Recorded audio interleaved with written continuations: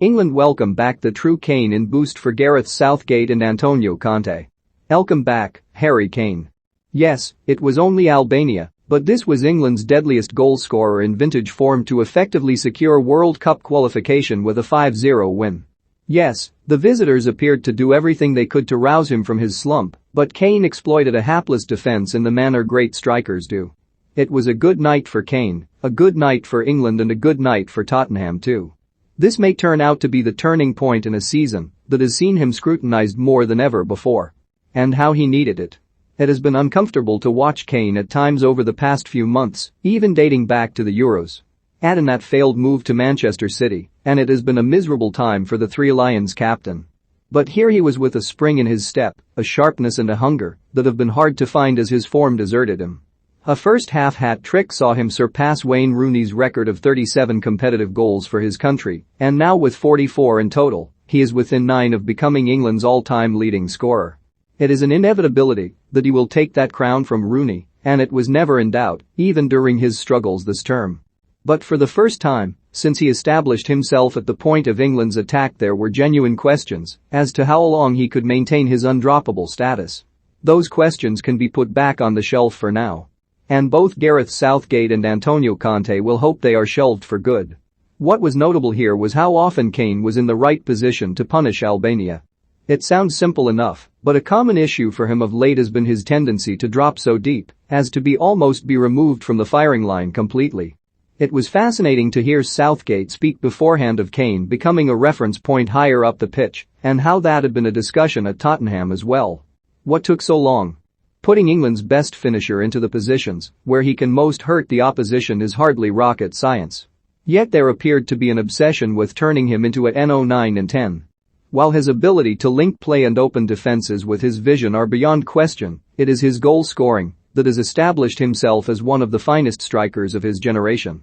It felt like the penny dropped against Albania with Kane repeatedly on the shoulder of the last defender to torment the visitors. He scored 3, but it could have been so many more.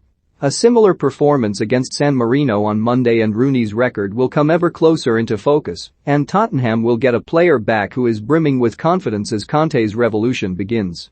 And for Southgate, there will be the relief of no more question marks hanging over his most important player. England welcomed back Harry Kane at Wembley after the Tottenham man scored a hat-trick against Albania. Kane's celebration of his third goal on the stroke of half-time underlined just how significant he believed the performance to be. On his knees, he clenched his fist in near silent celebration as the weight of the world fell from his shoulders. This was a perfect way for him to sign off from Wembley for the year. Southgate had vowed to say goodbye in style after an unforgettable 2021, and a first-half rout must have had the sell-out crowd thinking they were going to witness something very special. It did not turn out like that as England lost their flow and intensity after the break, but 5 goals were enough to make qualification for Qatar a mere formality. A point is all that is needed against San Marino to make certain of top spot in Group I, but goal difference of +6 on second place Poland, it would take an incredible swing to deny England safe passage to the World Cup. Victory was a certainty from the moment Harry Maguire put England ahead in the 9th minute, heading in Reece James' free kick at the far post. It was a perfectly delivered set piece from the Chelsea wingback, with Maguire timing his run to stay onside and heading across the goal.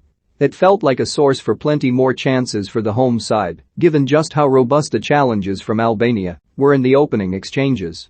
But the scores could have been level almost immediately when Kyle Walker's horrible backpass went straight to Murdo Uzuni, who had a clear run at goal. With only Jordan Pickford to beat, he rushed his effort and allowed the England goalkeeper to palm away. James was heavily involved in England's second after 18 minutes, showing impressive strength under the challenge of Laurent Trashy before the ball broke to Phil Foden. The Manchester City forward slipped a pass to Jordan Henderson on the right, who stood up across for the unmarked Kane to head home from 6 yards. It was 3 only 10 minutes later when Henderson then turned goalscorer, waltzing through the penalty area after a 1-2 with Kane and turning the ball past Thomas Strakosha. It quickly became a case of just how many England would score, with Kane adding his second in the 33rd minute, firing home at the near post. He had plenty of opportunities to get a hat-trick before the break and did so right on the stroke of half-time with a flying volley from Ben Chilwell's corner. It was the best of the lot, and perhaps the only surprise was that it was the last of the goals too. Albania defended with better organisation after the break, while England's fluidity could not match their first-half levels. Still, it was job done for Southgate's side, and for Kane, possibly the moment his season finally began.